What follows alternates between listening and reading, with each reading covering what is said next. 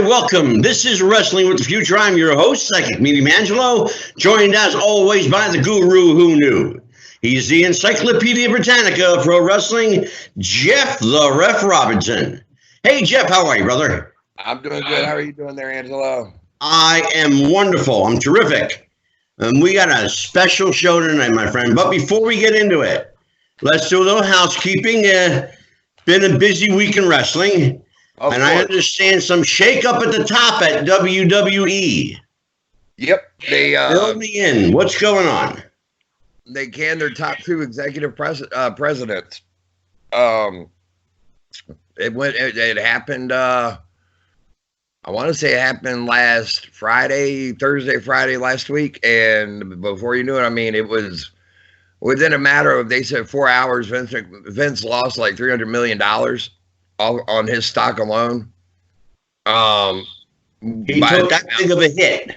Oh yeah, it was huge. It was, I mean, they had like a 23% drop in the stock. But that tends to be what happens when you have, when you got a shake up like that on any corporate level, whether it's wrestling or Walmart or anything. When you start chopping heads at the top level, people start getting a little scared with their money. Well, Jeff, how does that affect the overall product? I think overall you're going to start seeing them have to change some things around, and you're going to start seeing them more or less not, I think they may pull the reins back some more instead of being so tight on everything. It's going to be, you know what? You guys are wanting to see the numbers. Y'all are wanting to see things get produced. We got to put the edge back just a little. I ain't saying much, but you got to put a little bit of the edge back to what they have. Yeah. Well, I'll tell you what, no matter how you look at it, it looks like WWE is in a little bit of a dire strait here. If history repeats itself, they won't be in this position long. They never are. It seems like if you have the financial resources to bail yourself out of trouble, you do so. And Vince McMahon has ample financial resources. But what do you make of this lawsuit against Vince McMahon over where he's getting the funding for the XFL? To my knowledge, the funding's all come from his own pocket. Well, that's part of the problem. They don't think it is. Well, I think it's going to have to. I mean, when it comes out, the man had withdrawn over $300-something million of his own stock money and cashed it out. Yeah. He certainly has it. That's for sure. Yeah. So I think it could just. I think that's people just. Again, I think it's people being scared. Yeah, I think you're right. Jeff, we got a hell of a show tonight, brother. Yeah, we do. We are going to take a look at Cowboys in wrestling. All right. How the West ruled the squared circle for a very long time, in fact. We have some special guests. Introducing first from the grand old state of North Carolina is Dusty Joe Slater. Dusty Joe, welcome. Thanks for having me. You're quite welcome. We have Scott Casey, Cowboy Scott Casey. Are you with me, Scott?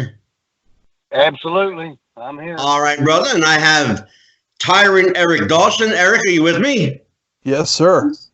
And, of course, I have none other than the guru who knew, Jeff the Ref Robinson.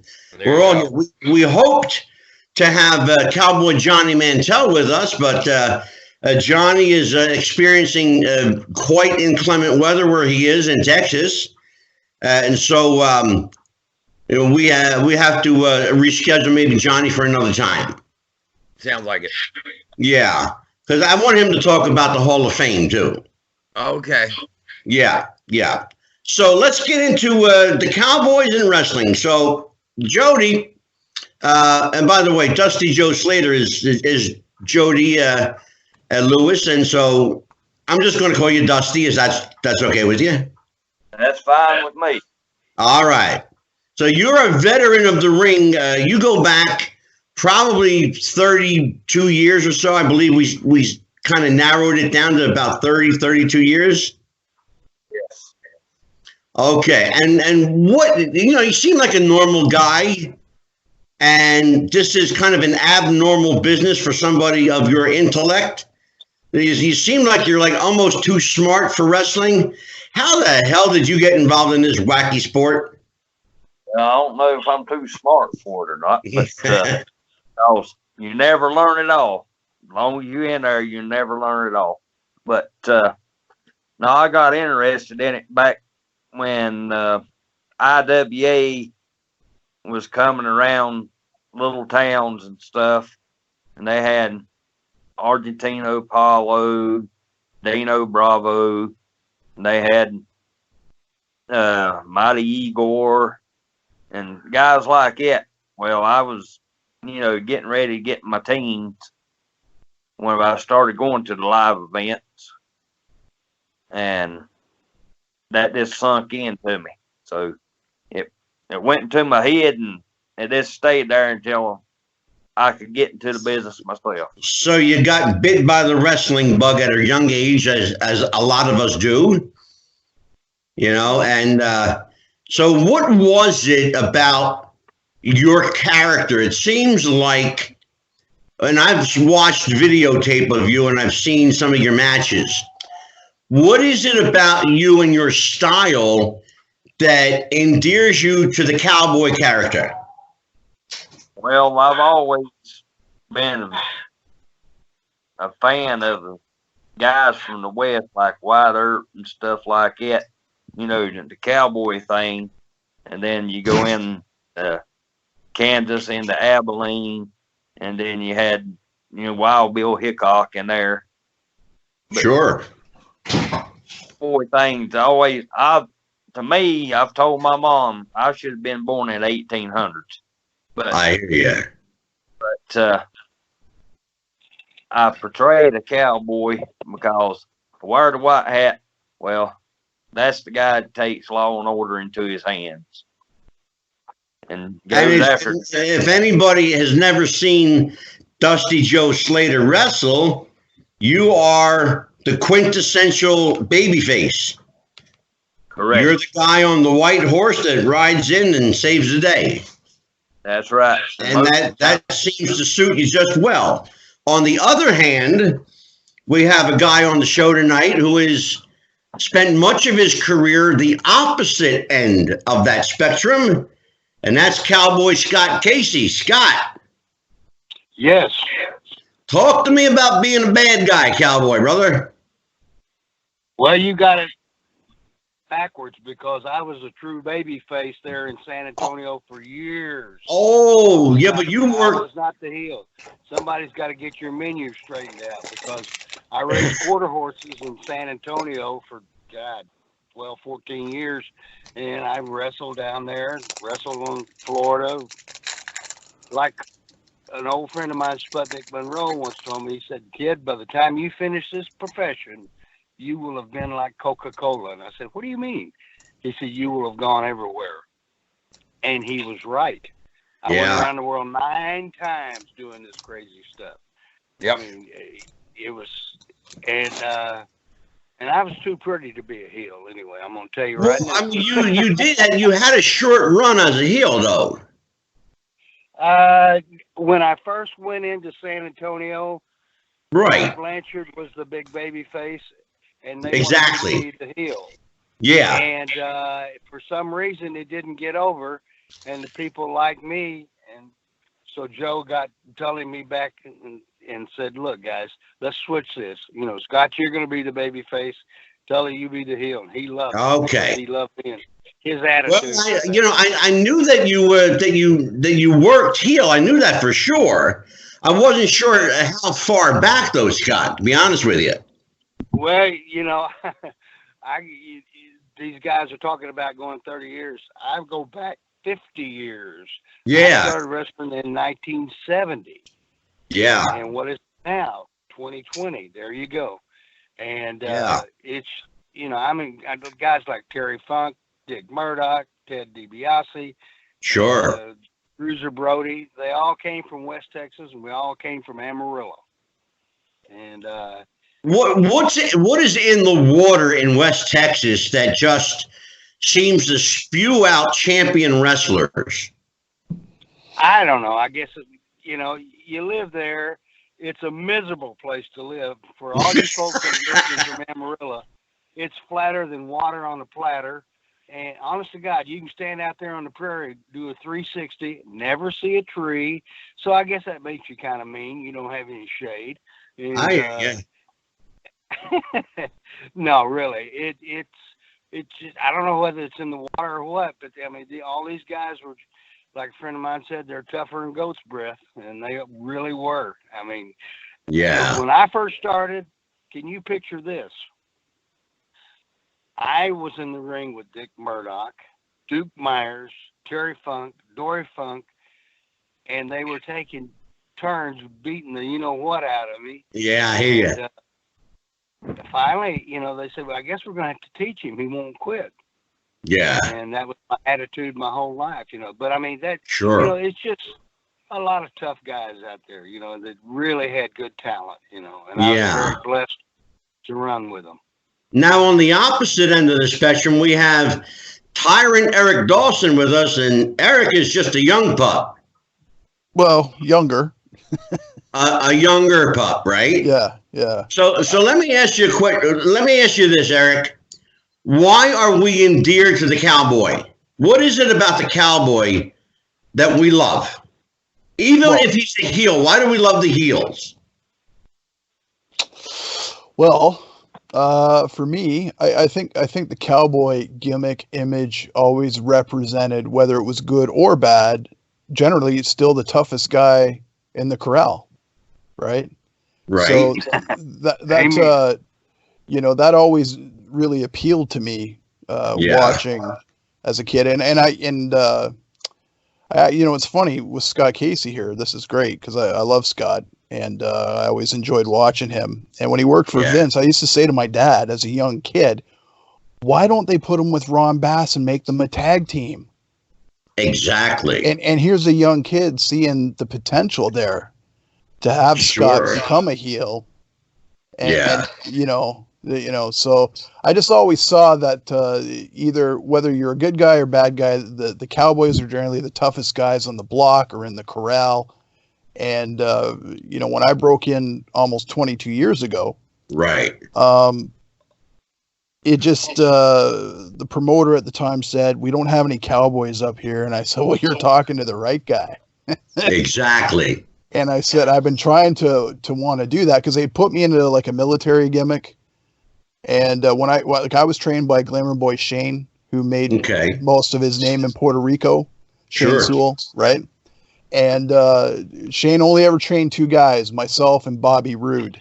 And even though Scott D'Amore likes to say he trained Bobby Roode, he may have had a hand in Bobby Roode after the fact.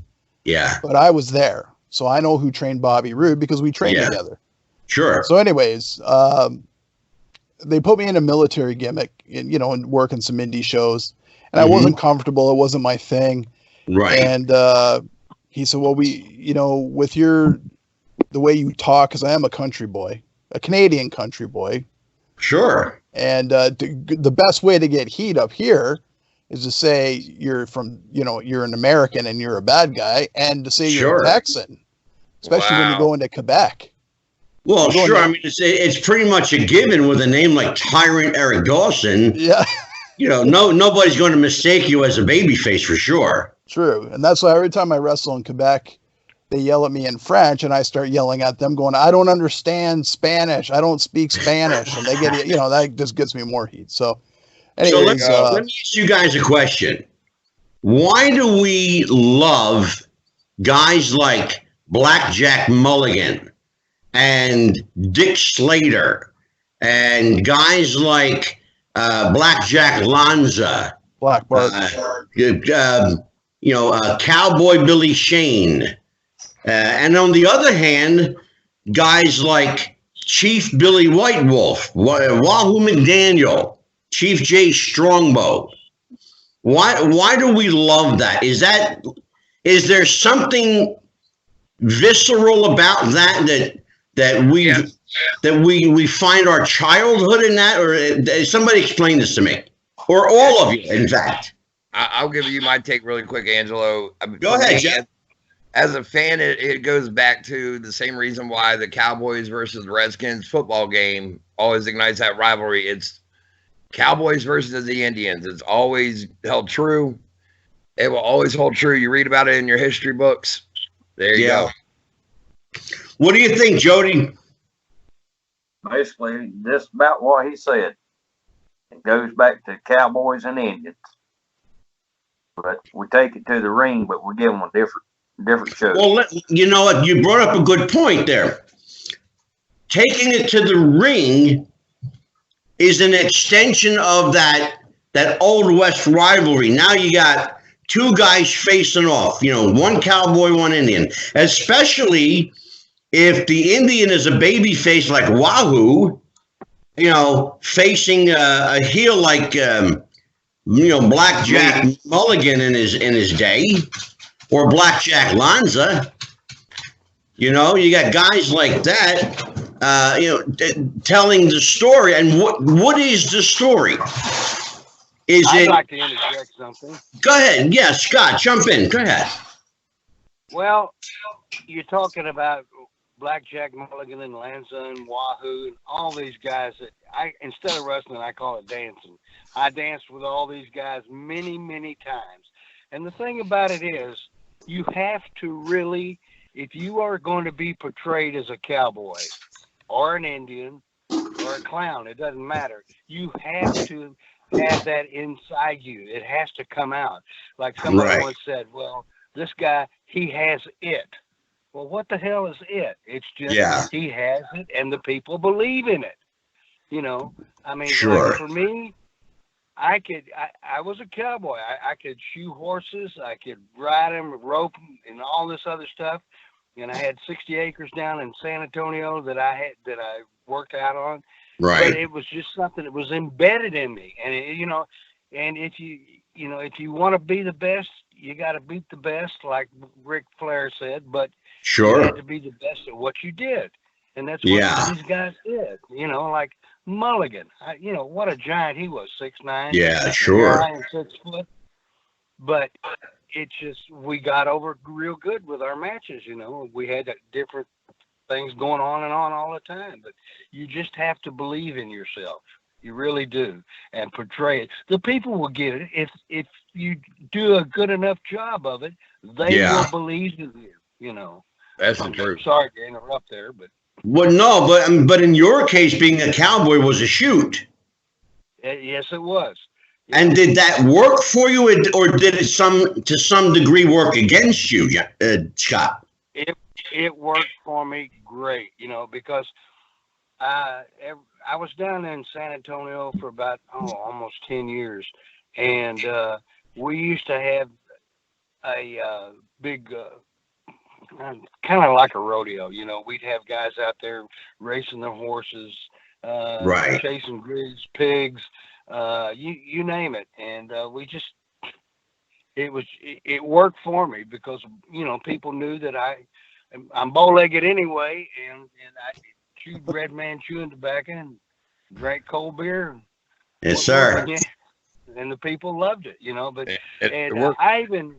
we had a gimmick one time, Bobby Jaggers and I had horses, and he was saying everybody I was a drugstore cowboy, and we rode our horses to the ring. Now try doing that with horses with thousands of people around you. It's tough. But we did it, and people believed in it. That's what it is. You got to put your heart and soul into it, and if you don't, absolutely, because they're as smart as we are now. Dusty Joe, how authentically did being a cowboy come for you? Did you embrace the character right away? Well, when I first started out, believe it or not, I wore a hood, and I went as a Hollywood Knight. But I gradually got out of that and portrayed back into what I wanted to be. Right. And once I took part of that character, which I'm the same out of the ring as I am in the ring, but once I'm in the ring, that character kicks in, and most of the time I can get the people to eat out of my hand. Is it natural for you? Yeah. How did it come naturally for you? What psychology do you use? Just everyday life on people. That's So you portray yourself. Yeah. You portray yourself and you just ramp it up a little bit. Yeah. Jeff, jump in here, Jeff. I want you to kind of. I was enjoying everybody's take. Actually, I was going to comment to Dusty really quick. I see the picture behind you with Ivan Koloff. I love it, by the way. I got that a long time. Great dear friend of mine. Very, very good friend of mine. Yeah, Jeff knew Ivan very well. So, but I was going to ask you guys, what was it that, and I'll take it from all three of you, what defines being a babyface cowboy versus being a heel cowboy? Good question, Jeff. And I'll start with Dusty. Scott, then go ahead, everybody. Well, babyface for me come easy because I'm the same. I'm nice to everybody. Right. But I'm gonna be the fans cowboy that goes in and takes care of the bad guy because the fans are booing, and I got to do my job to satisfy them people that's sitting out there. That's my partake on this. And as the heel, it would be easier to work as a heel. Yeah. Because you don't have to dance as hard as you do as a baby face. Well, I was just going to ask you that question. Is it harder for you to work as a heel or easier? We had a guy on last week who worked babyface his pretty much just only his last 2 or 3 matches, but worked heel pretty much his whole career. And he said it was that he found it easier working as a babyface. He said for him it was looser. It's interesting. I guess it all depends on who you are. Eric, jump in here. How about you? Is it easier for you to working the heel gimmick? Well, it is for me because, and this is the one thing that Shane told me from day one, he said, your mannerisms and your facial expressions and the way you move, you're a heel. Just naturally. Okay. And he said, I think you could be a decent face. He said, but just the way, when you slam somebody, you get like a growl on your face. You grimace and and I don't know if these younger guys today that I run into, I don't know if they really, they're so wrapped up with getting all their moves in. And they don't realize that when it comes right down to TV, okay, and I haven't worked for Vince, okay, so I'm not saying, but at the end of the day, what sells you the most is your face, right? Sure. And I don't mean baby face, I mean your like physical face and how that helps you sell your character. And, absolutely. Yeah, so for me, that it came so naturally for me. And even when I played high school football and I was a linebacker and my coaches used to say to me, because I was also the defensive captain, so I would call plays and I was very loud and vocal. And he said, you're a real tyrant out there. So that's where that came from. But he said, but you're a real cowboy too. Like you're very much, like a real hard-nosed brawler, get in there, Exactly. But so for me, I think it just came naturally for the heel stuff. Now, when I was one half, or I still am, I guess, one half of the Texas Hellraisers with Outlaw Scott Chase, it was getting to that point where we were getting babyface heat for doing all the bad things. So I think it all stop right there. Let's stop right there. I want to talk to you about that. Yeah, but we also had Angelina Love as a manager, so that kind of helped. Yeah. Let's put it this way, brother. It didn't hurt you any. No, and she was just starting out in the business. Right. Here's the thing. It's interesting that you say that how do you switch your ring psychology to take on that other persona? Or do you? Well, it depends. See, for me, it depends on the crowd, right? Okay. It's so like you nowadays, play to the audience. Right. Which a lot of new guys don't, right?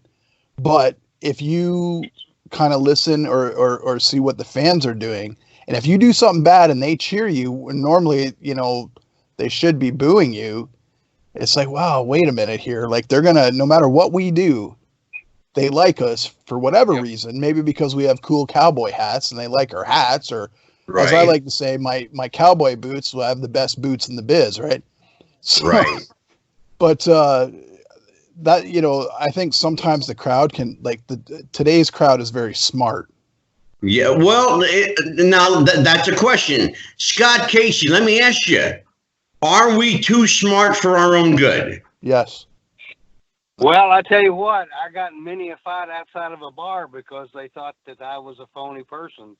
And we had to protect the business. I mean, beat the hell out of people. And I'll never forget this one guy's about 6'6" and said something, and I stood up and he stood up. And then he started walking backwards, and I thought, hell, I'm smaller than him. And I turned around, and Andre the Giant, who was my very dear friend, was there you go. That's funny. But Andre. It just depends on the guys that trained you. I mean, I had guys showing me how to walk, talk, move, wink, everything. And there's a lot of guys nowadays, in my own personal opinion, instead of telling the story, and they're they have a script to go by, but they don't tell a story to it, and they don't. Well, you know what, Scott? Let me stop you right there. Okay. When did we lose the emotional investment in that? I don't know. It must have been in the 80s or 90s. In the late 90s, something like that. I retired in 90. I'm sorry? I think it's probably the late 90s, early 2000s. Yeah. Is that when you think? I was just going to say, is that when you think people were like smartened up to the internet and the dirt sheets and that sort of thing? Yep. Yeah, it was.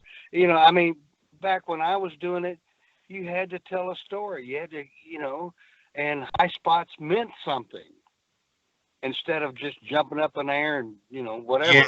And high spots were used. Yeah, the high spots were used very, very infrequently. And the reason is, and people don't understand this between today and yesterday, the difference is the ropes were a lot looser. Today, the ropes are tightened up for high spots. Yep. Yeah. Back in the day, if a 250-pound guy climbed the ropes, guess what, brother? He was going to bust his ass. That's right. You're right. I tell you, I have a certain thing I'd like to interject here. We're talking about spots and selling and everything. Sure. And this was something that was taught to me, oh God, years ago. I was in Los Angeles, and we were working at some arena there, and I walked out and I see Lou Thez. And for people that don't know who he was a world champion, unbelievable man. And he's peering through the curtains when the first match is on. And I said, Lou, what are you doing? I said, you were 7 times world champion. What are you looking at? He said, Scott, you can always learn something and steal something from somebody, even in the first match. I just wanted to as you're telling that story, Dusty Joe Slater is showing us an amazing photo of Lou Thez. Remarkable picture. I knew Lou Thez. He was a great man. Yes, he's cutting Nelson Royal's hair. And in his 60s and 70s, he could still stretch you like a pretzel. He wrestled his last match when he was 70-something years old against Masachono over in Japan. Yeah. Yes, he did. Right. Yep. He was quite a guy. So Scott, let me ask you a question, Scott. What happened to the art of selling? Well, I tell you what, I don't know how they're doing it. I mean, because I was taught how to sell. I mean, guys like Brute Bernard, Sweet Hansen, Chuck O'Connor or John Studd, whatever you want to call him. I mean, these guys taught me in the ring. I would do something. They say, "Sell that, kid. Sell it. Sell it. Yeah. You're not selling hard enough. You're not doing this or that." And it's like they told me. They said, "Look, you want to make a living at this, then learn how to sell because you're a baby face." And that's the way I did it. You just have to, and I don't know. I mean, I watch these guys nowadays, and they're making a hell of a lot more money than I ever made. So oh God, yeah. Criticize them on that point, but they just, it seems like they start out at 120 and work their way up to 200 as far as speed. I mean, it's not, they're not telling the story.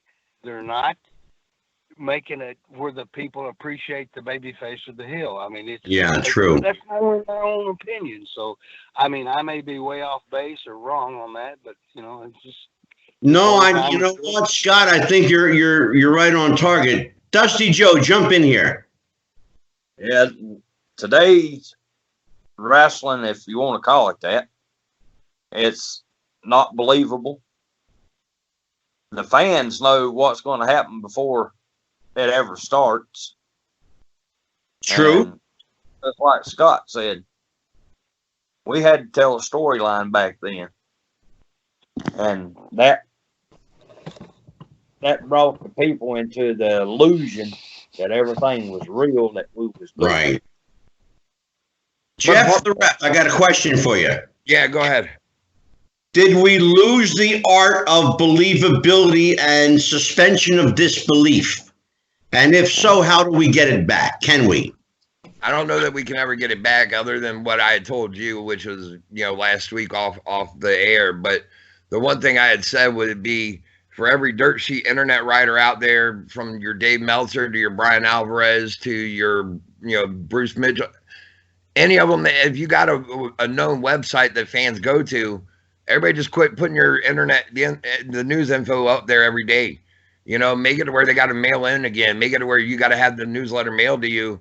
When Dave Meltzer only had, a conglomerate of, 3,000 to 5,000 fans that were mailing in, he made his money and he made a nice little chunk of change off of them. And there was only a certain group of fans that were smart to the business. Once they all started finding that, I mean, what is the point of me as a fan or any fan out there? I don't care if you don't like the way the business is today. But what you were saying about Dusty, when they already know ahead of time, why am I going to watch that pay-per-view if I already know who's supposed to be winning? Yeah, well, you know what, Jeff? That's a real good point. Eric, I got a question for you. Yes, sir. Are the federations making a mistake by stooging out to the dirt sheets? Well, it depends on how you look at it, because I think with Vince, or I guess AEW now too, right? They look at it as, we want people to tune in, so if we kind of leak this ourselves and leak the information and beat Meltzer to it and leak the information we want. I'm glad you went there, brother, because that's where I was going with this. Yep. Because so here's the question I have for all of you guys. What's the real benefit? Is there any, or does everybody get hurt? I don't think there's a benefit in it. Like I'm at that weird phase where I started in 98. Actually, I started in 96, but I started with one trainer and then it didn't work out. And then I finally finished with Shane Sewell in 98, but Shane still made me earn it to get in. And he was still very old school. And the internet wasn't as dominant then either.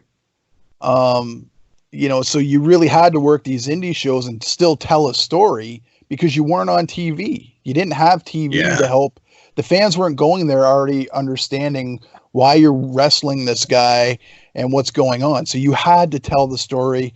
And so over the, almost 22 years, I've seen that really change to the point where I worked a guy in the summer and I said, okay, well, I'll feed your comeback. And he just looked at me confused. And he's like, what is he didn't know what you were talking about. Yeah, he didn't. And I'm just like, oh, am I at that point where I'm, Yeah. But I don't like today's product. And in fact, I don't watch a lot of it. To be honest with you, I haven't watched any WWE stuff probably since 2016. I did watch WrestleMania in 2018 because my friend invited me over to his house and I didn't want to be rude. But, I've watched a little bit of AEW. I do like NWA Power. Like, I like what Corgan's trying to do. Okay. Because that gives it That's a bit a fair of a statement. Yeah. Do you think he's successful in what he's trying to do? And where are his characters? Yeah. I think he's surrounded himself with a few guys that probably wouldn't lead him in that direction of old school, though. Like Colt Cabana is not somebody that, True, yeah. And I've been around Colt a few times, and he's a nice enough guy or whatever.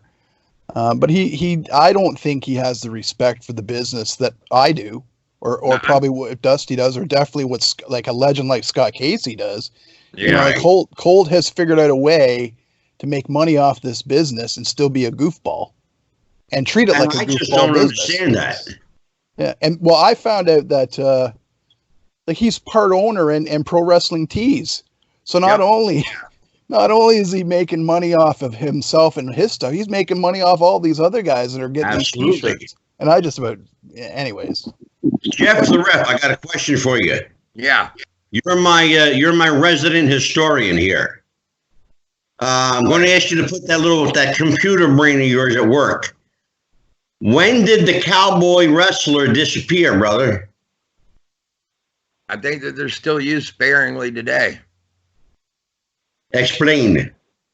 NWA Power, you got a throwback of Trevor Murdoch, who's a throwback to Dick Murdoch, and if you compare Dick Murdoch as a cowboy type character, well, it's got a legacy. True, yeah. I think on most indies out there, most of the independents out there, especially down south in the Carolina, North Carolina, South Carolina, Virginia. Right. You're going to still find the cowboy gimmick alive and well because the proof is in the pudding. Look, Dusty Joe Slater makes his living in North Carolina. There you go. Because what I was going to say is because, somebody like Blackjack Mulligan is still looked at as a god down here. Yeah. Sure. And, so to a lot of fans, they get into it and, I don't know that the cowboy gimmick is so much dead as it is that it just takes the right person to have that rugged, I guess you could call it rugged cowboy, maybe the 5 o'clock shadow with the deeper, darker mustache and maybe a wad of chaw in their mouth. I mean, if you guys are familiar, and I know you all are, with Blackjack Mulligan and Blackjack Lanza, when they were a heel team working as the Blackjacks, they were feared and they were loathsome, and you loved to hate them. But the same team did not change their gimmick and worked as a face and were over like Rover. Yep. Absolutely. Well, they were so over that the fans didn't care what they did. They just loved seeing them. Didn't matter what they did, right? Scott Casey, I got a question for you, my friend. Okay. All right, Scott, did political correctness put the kibosh on the cowboy and Indian? Probably. I was going to bring up something about the Wahoo McDaniels, for all you young guys, was the meanest, toughest SOB God ever put a pair of wrestling boots on. And he could make anybody, the most critical observer, believe in him. This man had a chop. I wrestled him one time for 45 minutes in Gallup, New Mexico, of all places. and I had nothing but whelps on me. I mean, he was just unbelievable, you know. And I kind of got off on something there, but it's just, you were talking earlier about people believing what the guys were doing or something like that. There was another guy. His name was John Valentine. His son Greg. Oh yeah, Johnny Valentine, sure. Yeah, I wrestled him at High Point TV in Charlotte, it was High Point, North Carolina. I guess that's what it was. But anyway, we're in the ring, and he's just wailing the you-know-what out of me every which way. I mean, except hit me in the groin or in the face or anything like that. He just beat on me, and he knocked me out of the ring.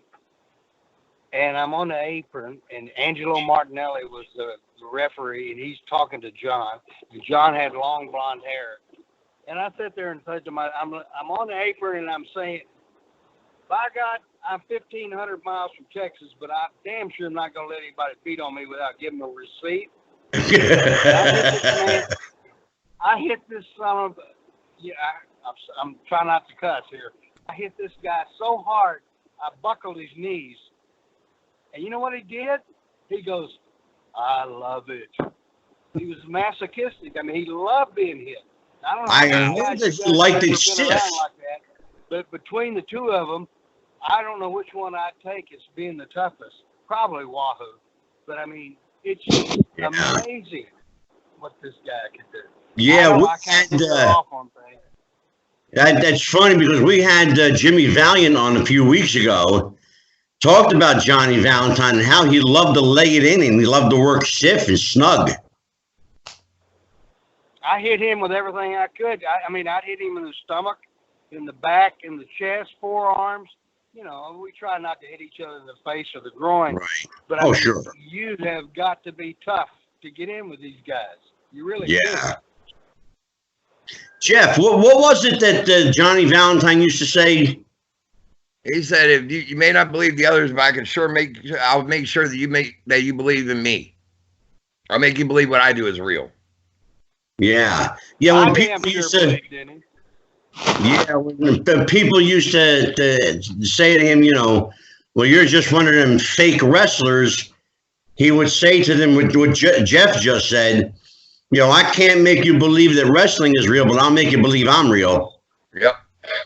I'll tell you what, Wahoo McDaniel, he taught me one time, me even as a referee, and he was already not wrestling anymore. His health was already starting to go. His diabetes, he was on dialysis. Yeah. But they still, he would get in to throw his chop spot every now and then. Right. And all he did was he said, I'm going to whip you in and you just come. He said, just feed right into it. Okay. Yeah. I swear to God, I had lightning shoot out of my ass. I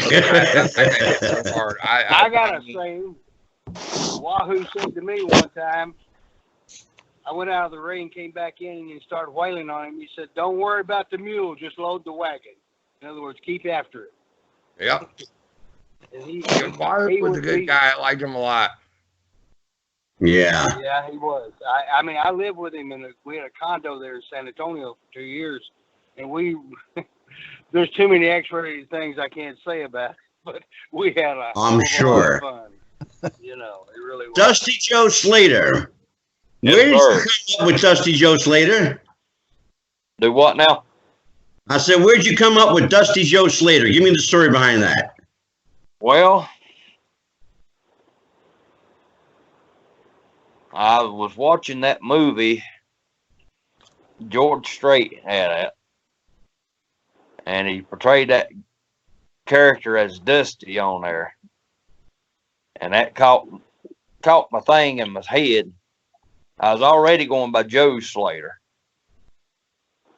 Right. And I was portraying to be Dick Slater's nephew. Oh, gotcha. Okay. I took the Slater from Dirty Dick Slater. Right.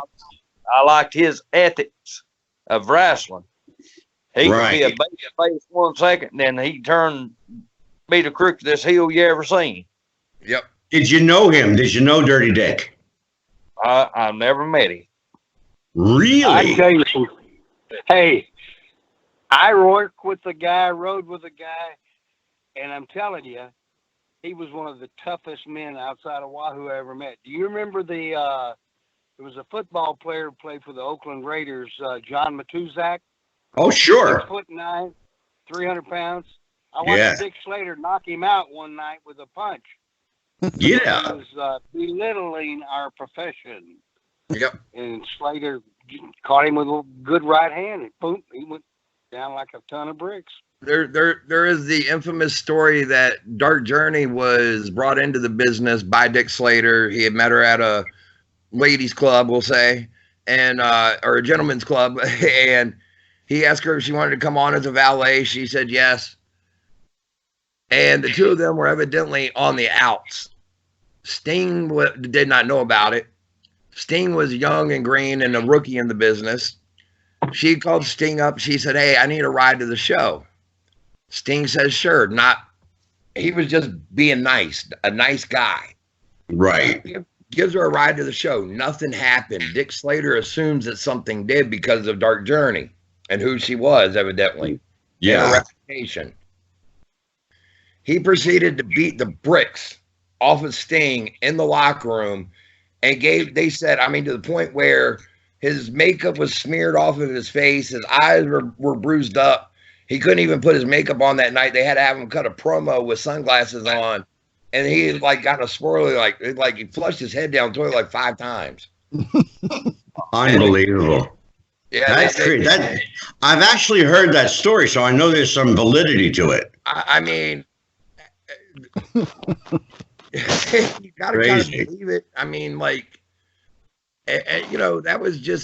That was like Jimmy Garvin. He said, when he had Precious with him, the one thing with her was being a valet in the business, she had to become one of the boys, so to say. And as far as turning her back on a lot of what she saw, because she would see a wife in one town and a girlfriend in another and have to kayfabe it all. Yeah. Jimmy Garvin actually just worked a show in North Bay, Ontario, Canada in December. Get out of here. Right. Yep. And he's from there. He's Canadian, right? Right. Yeah. And I guess he has a little home there, and they're visiting relatives. And the promoter got him to come in and do a seminar with the boys, and he actually went out and worked a match that night. I'll tell you what, for somebody who had such a full head of hair, he's a bald man now. That's true. Yes. Yeah, no kidding. So Scott Casey. Yes, sir. Cowboy Scott Casey. Let's talk a little bit about this One Last Ride you got, brother. This book, amazing book, by the way. I'm about halfway through it. I haven't finished it yet, but I'm about halfway. I'll tell you what, my friend. You first of all, God bless you for still walking. That's the first thing. And you're laughing because you know what I'm talking about. If you've read Scott Casey's book, One Last Ride, The Tales of Cowboy Scott Casey, it's a hell of a book. It's a great read. I encourage everybody to get it. You got to tell me about this bar fight that took place. I believe it was, I'm wanting to say it took place in Amarillo in the Funk territory. Okay, I don't know which one you're referring to. I believe it was a fight involving a drunk patron, Terry and Dory Funk, yourself, and if I'm not mistaken, I believe Ricky Romero. Well, we just, after the matches, the baby faces would go to a bar, and if the heels came in, they'd be on the other side. And we were drinking and raising hell. And we weren't being mean to anybody. And everybody knew who we were because of our TV show. But we got into it with a couple of guys, and I think one of them was a cowboy, and he just didn't like my attitude or something. back then I was a pretty boy, and the girls liked me, and I probably was flirting with his girlfriend, and one thing came to another, and we had to see who was the toughest. It just sure. I mean, and yeah, I'm saying this, but it's the truth. My looks got me into a lot of trouble with women, but I mean. Oh, I know they did. Well, first of all, let's be honest about it. You're, legit 6'6", 270 plus pounds, good looking guy.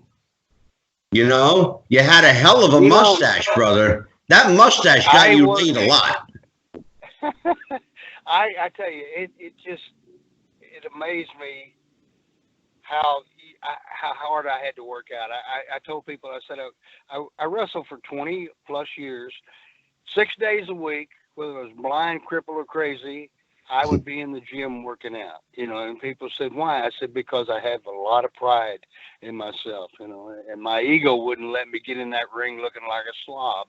And so it was just the way it was, I mean, I was never 270, I was 250, and it was just like eating 10,000 calories a day to get the weight on. But when I went to New York, I wanted to have the size and the weight. I never had the height, but I had the size and the weight, and it was right. But there was probably 25 or 30 guys had the same weight and size, but they were 6'2", 6'3", Sure. That makes a difference, And I want to say this too. I remember when I went up there we flew into Buffalo out of Dallas. Well, I've never been up there. So anyway, right. We get up there, and there must have been 75 or 80 wrestlers there. Wow. Guys I hadn't seen in years. It was unbelievable. And, and it was quite an experience, even if I was just one of the girls in the show. And like you said, why didn't me and excuse me, the other cowboy, I can't think of his name now. Right. Tag up, Right. Ron Bass. Yeah, Ron Bass. Yeah. Anyway, and I talked to Ron Bass 2 weeks before he died. He was down in Tampa, Florida. Anyway. Oh, wow. So, he was quite a guy, but I think they had a committee of guys that judged people either by their reputation or their looks or something, and I just didn't fit into the program. Yeah. I never forget when Vince gave me my walking papers. I walked in the dressing room, and Vince said, Scott, I need to talk to you. And I said, okay. He said, and I said, first of all, Vince, I said, in 1990, do I have a job with you or not? He said, no. I want you to go down to Atlanta and work there for a year and come back. We'll do something. Right. Well, I'm 42 years old at the time. So I said, no, I've had my fun. I said, I said, Vince, I can accept failure when given a chance to fail. I said, but you guys never gave me the chance. I set all kinds of records in Texas. I'm not blowing my horn. You can look it up. But you never gave me the chance. And George Animal Steel used to say to me, relax, guys. They'll work on it. Yeah. Right. I couldn't relax because I wanted to make some of that big money. Right. I'll give you an example. Guys, I don't know how you guys have ever done on that business. I was in the first Survivor Series in '88. And right. I worked 3 minutes, and then Dino Bravo covered me. 1, 2, 3. Right. Okay, but took about 3 weeks or so before we got our check. I made $5,000 for 3 minutes. Never made that in my life. So you can imagine what some of these guys are making. 50. Yeah. I remember Ricky Steamboat saying he made $50,000 on a show there. Wow. So it's just the way it is. Yeah. And I'm not crying boo-hoo me or nothing like that. Oh, sure. How many guys can say I went and worked for the WWF? Exactly. Dusty Joe, I got a question for you. Yes, sir. You've worked singles, you've worked tag team. I know you have a partner in your tag team. Do you work differently as a tag team as doing the cowboy gimmick? or do you adjust your style, and do you prefer it over singles, knowing that you have another guy there that you can tag off of? Well, in my tag team, that's Cowboy Ray Gordon that I tag with. I kind of adjust my style from being in the singles to the tag because it's more, I take the heat more and I let him come in for the hot tags because he's bigger than I am. But I enjoy he's a big boy. I saw a picture of him. He's a pretty stout dude. Yeah, he was.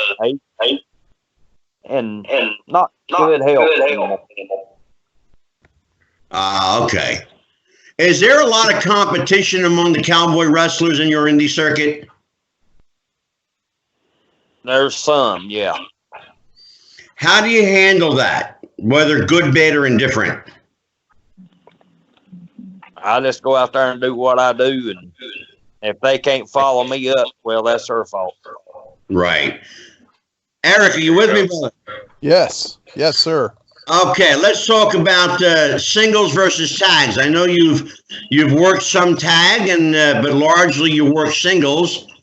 Do you adjust your style?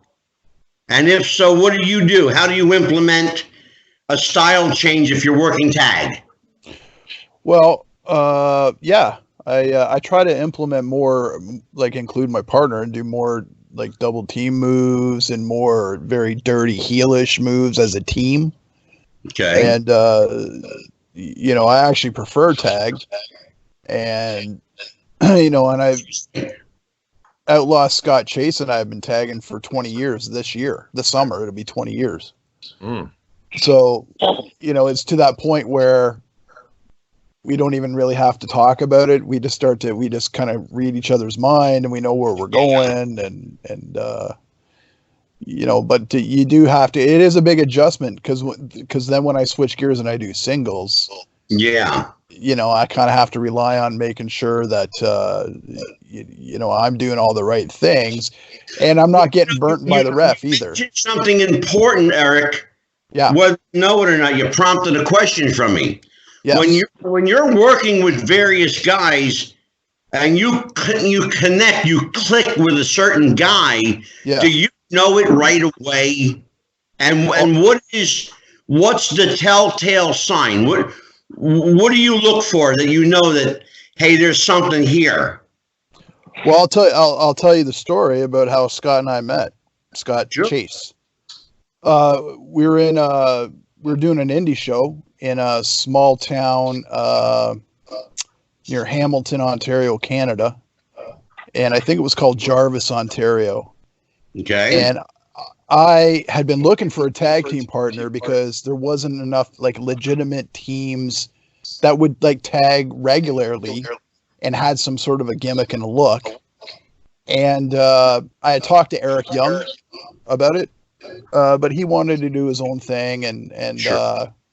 And the only reason I spoke to him is because we kind of had the similar, like we had silver and black outfits, and we were kind of similar the way we looked at the time. And right.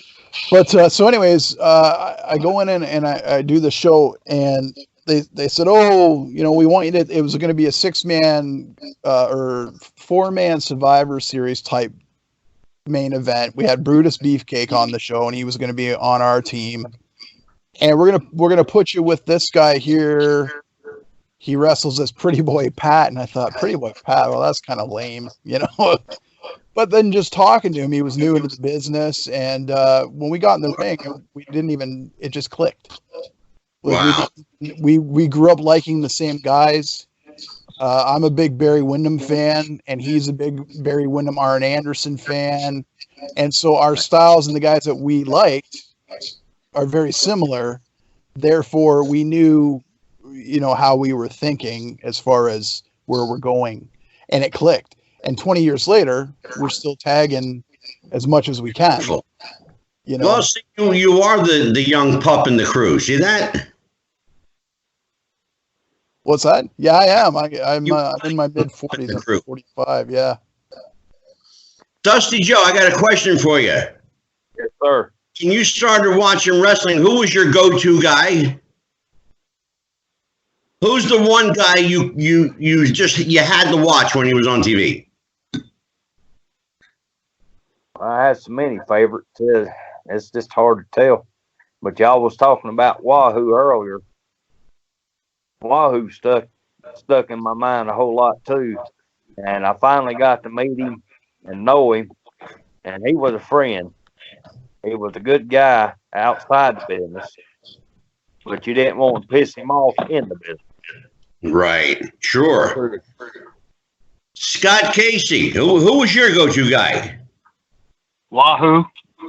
He was the Sure. probably, I cried like a baby when he died. I mean, he and I were so close for, 8 or 9 years there in San Antonio. And he was so believable. I mean, he'd get that Choctaw Chickasha looking, that's what he was, expression on his face, and you knew he was ready to explode on you. I mean, the guy was fantastic. I loved him to death. I'll tell you what, I remember a series of matches that Wahoo had with, of all people, superstar Billy Graham back in the day. Down in Florida? I wrestled him. Yeah, I'm going to tell you, if you want to see a clinic in wrestling, if you want to see how to work a match, watch superstar Billy Graham and Wahoo McDaniel. Because those two guys put on a straight up pure wrestling clinic. Wahoo had a way with delivering the goods in the ring. Yeah, he really did, Jeff. He really did. Can I just brother? Can I just add something? Speaking of Wahoo, and we were talking earlier about political correctness and how that might have contributed to the demise of the cowboy character or the how it's so. Here in Canada, we have Northern Tours, which you've probably all heard, the Tours from Hell. And I've been trying to get on them for years. Okay. I finally, and they flipped from booker to booker. And now there's a guy in Ontario that does the booking. He said, Tyrant, he said, I can't take you up north to those native reserves doing this cowboy gimmick. He said, they'll kill you. He said, he goes, I'm not willing to take you up there and have it go wrong or have a parent complain. And I'm like, yeah, but I'd get such great heat. They know it's a work. Yeah. He goes, yeah, I just don't want to risk it. Because he doesn't want that political correctness to deal with it, right? And I hate that about this business now. Yeah, I know. A guy in your position works his whole life to garner that kind of heat. That's like, heat is money for you. Oh yeah. And that's the thing is like now we're avoiding like regular heat or natural heat for the sake of political correctness because we don't want to upset the parent, the board of parents that might, come and protest and say don't run these shows. And it's like, oh my God, like, like up here in Canada. I don't care what the media might say, but there's a lot more Trump people up here than what CNN is going to tell you about Canada. Sure. At least what I've come across. Yeah. And we just shake our head like if we could get rid of Trudeau and get a Trump up here to fix this mess, that would be great. But of course, I'll probably get emails. You have your genes. But I'll tell you what, Scott Casey, the book is called One Last Ride: The Tales of Cowboy Scott Casey. I encourage everybody to get it. Scott, thank you so much, my friend, for joining us. You're more than welcome. I really appreciate it. I'd be glad to come back anytime.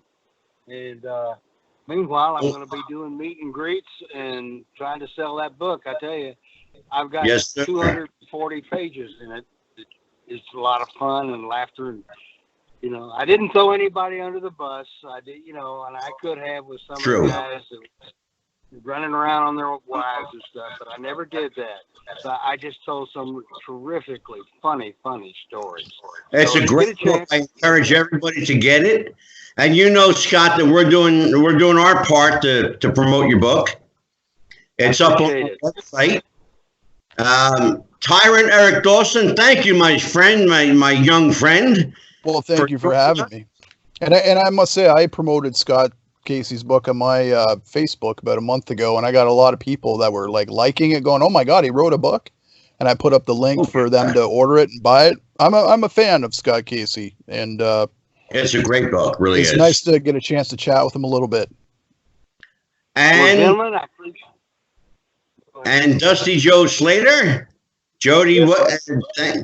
Thank you, Jody Lewis, for joining us. And you have anything you want to plug? Any social media? Well, just believe in what we do. That's the way I want it to be. I don't want it like it is today. I want it as yesterday, yesteryear. I hear you, my friend. Well, I know that Dusty Joe Slater's got one final good match left in him. He's got probably a good run left in him. So if anybody out there listening want to book him, find him. He's in North Carolina. He's on Facebook. I'd love to come down and work against him if he's a baby face. Yep, I'm baby face 100%. There you go. Yeah. I got that. I got that Slater in me, so you better watch. And he's got some great pictures on his wall. I've been looking at these pictures all night long. Yeah, Jeff, I got a whole. My dear friend, what do you got to promote for Vanguard? Oh, well, our next upcoming show is March the 14th. We're going to be at Hampton High School. We're bringing in Sergeant Slaughter for that one. This past weekend, we had the introduction of Colonel Robert Parker, speaking of Cowboys. Nice. With the Dirty Blondes, right? Yeah, Robert Fuller, yep. And he came in with a new tag team called the Dirty Blondes. It was unexpected. We didn't know that he was showing up, and there he is. So they're an awesome team. Yeah, they're phenomenal. They're from MLW. You talk about throwback heels that can work almost that cowboy style that they would be fun. I love them. I watch their stuff all the time. There they are. All right. Well, for me, it is always Wrestling with the Future at yahoo.com, facebook.com/Wrestling with the Future. You can find us on Twitter at Wrestling Future. You can hit Jeff the Ref up on Twitter at Jeff the Ref. What is it, Jeff? I'm just Jeff Rob 41977 up there. There you go. All right, and anybody else who wants to contact us for comments, suggestions, you have a guest you want to have on the show, give us a hit up on Facebook, or find us at Wrestling with the Future at yahoo.com, wrestlingwiththefuture@gmail.com, and we are on Stitcher, Spotify, iHeartRadio, iTunes, Google Play, YouTube. You name it, we're there. We are everywhere. All right, my friends, till next week, and we have one hell of a show next week. It's Ladies' Night. Yes, we sir. have Best of the Women. And that's going to be on, to JR's word, it's going to be a slobber knocker. Wow. It's going to be a good show. Join us next week. As always, we're here every Tuesday, every Thursday.